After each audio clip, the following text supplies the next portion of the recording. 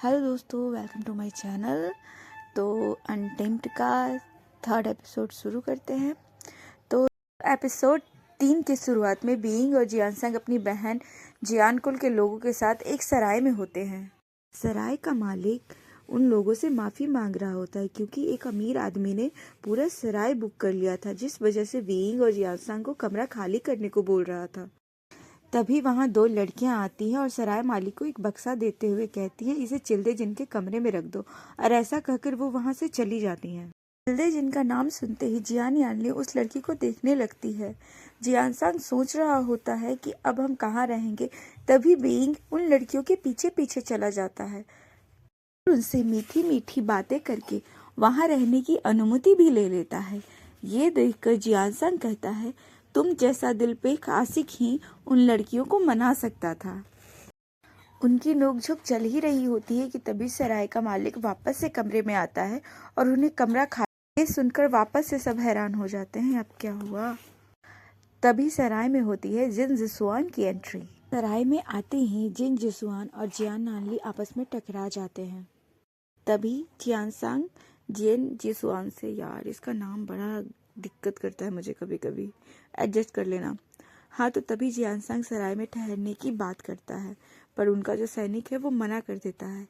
ये सुनकर वीइंग जिन जिसुआन को ताना मारता है। पहली मुलाकात में ही वीइंग और जिन जिसुआन की लड़ाई हो जाती है।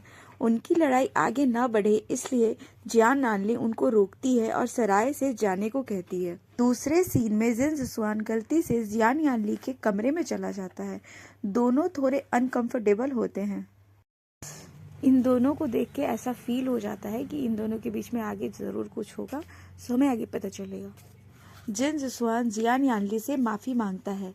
तभी ताना मारते हुए वीइंग कहता है, माफ़ी क्यों मांगते हो, अब तो ये पूरा सराय तुम्हारा हो चुका है।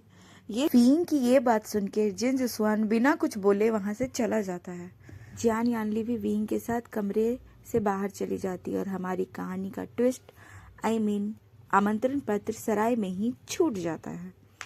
अगले सीन में वीइंग जियानसंग और जियान यानली सराय के बाहर होते हैं और जिन जिसुआन पे भड़क रहे होते हैं। तभी वीइंग कहता है, पता नहीं जियान चाचा ने इस नमूने में ऐसा क्या देख लिया जो दीदी की शादी इससे तय कर दी। तब हमें पता चलता है कि वो लोग अनकंफर्टेबल क्यों हो रहे हैं। दूसरे सीन में वीइंग और बाकी के लोग क्लाउड रेसेस में होते हैं, पर उन्हें प्रवेश द्वार पे ये बोलकर रोक दिया जाता है कि उनके पास आमंत्रण पत्र नहीं था, जो कि सराय में ही छूट गया था। वीइंग कहता है, कितनी बार कहें हमारा आमंत्रण पत्र कहीं खो गया है, हम आपसे झूठ क्यों बोलेंगे।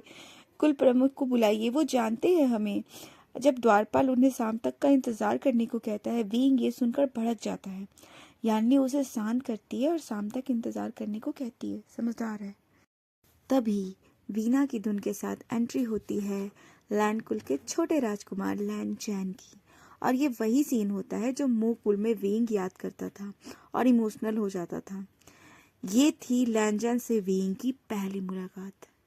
लैंजन के साथ एक बेहोश छात्र था। उसे देखकर वीइंग कहता है, किसी ने इस पर काला जादू किया है। ये सुनकर लैंजन रुक जाता है और वीइंग की तरफ देखता है।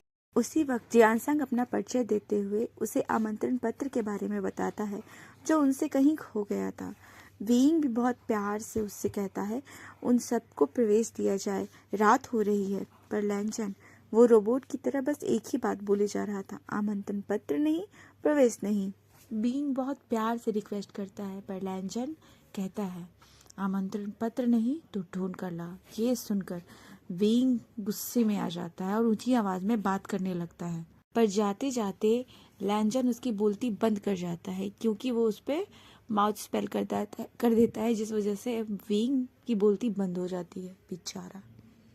आगे हम जियानसंग और यानली को देखते हैं जो अपने लोगों के साथ क्लाउड रेसेस के पहाड़ों में आग जलाकर वीइंग का इंतजार कर रहे होते हैं क्योंकि वीइंग आमंत्रण पत्र लाने सराय वापस गया था।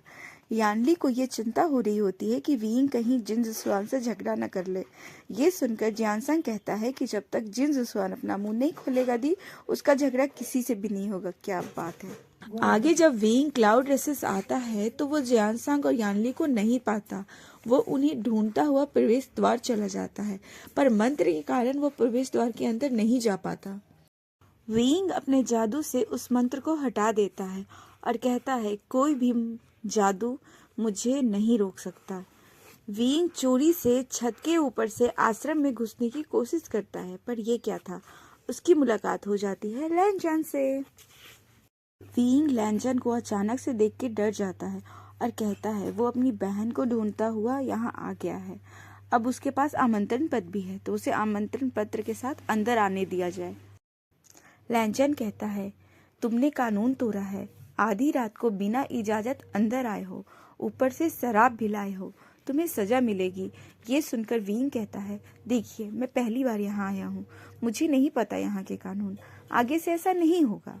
और ऐसा बोलकर वो जाने लगता है। तभी विंग लैनजन को रिश्वत में शराब देने की भी कोशिश करता है, पर लैनजन और गुस्से में आ जाता है और फिर उनके बीच शुरू वहाँ होती है उनकी फर्स्ट आइकॉनिक फाइट। यार बहुत मजेदार होती है ये फाइट। इस फाइट को मैं बिना बोर हुए घंटों देख सकती हूँ।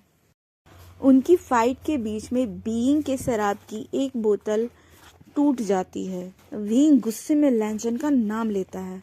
लैनजन उसे वहां के कानून दिखलाता है, जिसे देखकर विंग कहता है बाप रे, मैं खुशनसीब हूँ जो यहाँ पैदा नहीं हुआ।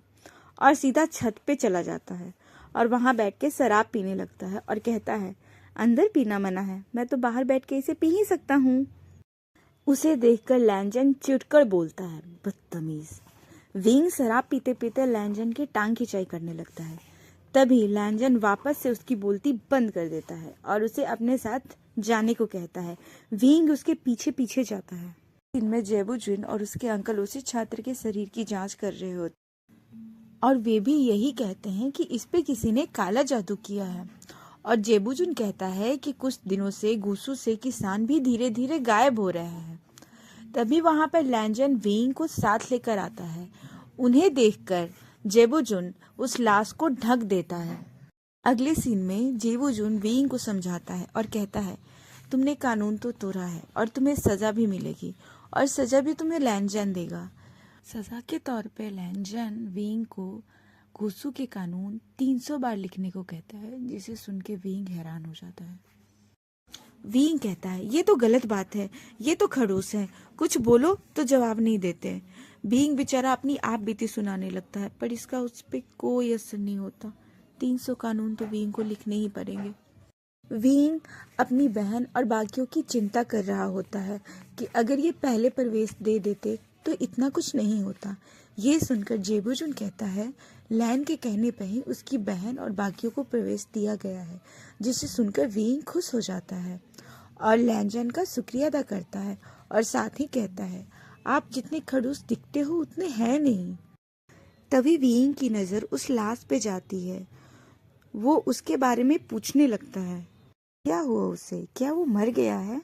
पर दोपहर में प्रवेश द्वार पे तो वो जिंदा था, जिसे सुनकर जेबुजुन को सोचने लग जाता है।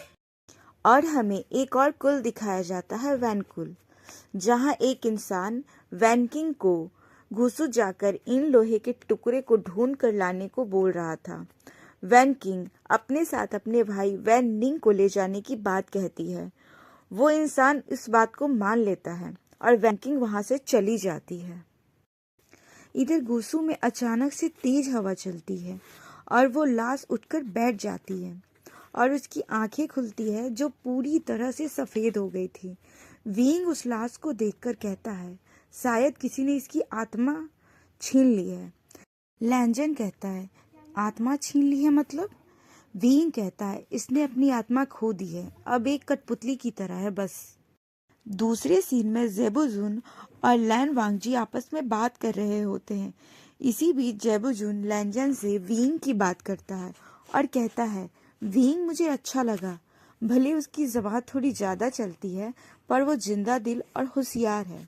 ये सुनकर लैनजन बिना कुछ बोले वहां से चुपचाप चला जाता है। दूसरे सीन में हम जोयांग को देखते हैं और वो इन लोहे की खासियत बता रहा होता है। इधर लैन क्यूरेन उसे इन लोहे के बाकी 4 टुकड़े को ढूंढने को कहता है। जोयांग उसकी बात को मान लेता है और उससे एक सौदा करके वहां से चला जाता है। तो दोस्तों आई होप सो कि आपको दी अटेम्प्ट का ये तीसरा एपिसोड का एक्सप्लेनेशन अच्छा लगा हो। आई होप कि आपने एंजॉय किया हो। और चौथा एपिसोड भी मैं बहुत जल्दी एक्सप्लेन करूँगी। सो हमारे साथ मेरे चैनल पे बने रहिए। और हाँ, अगर आपको वीडियो अच्छी लगती है तो लाइक कीजिए, मेरे चैनल को सब्सक्राइब कीजिए और कमेंट भी कीजिए प्लीज़। Thank you. तो मिलते हैं अगले एपिसोड में। Tata, bye bye, good night.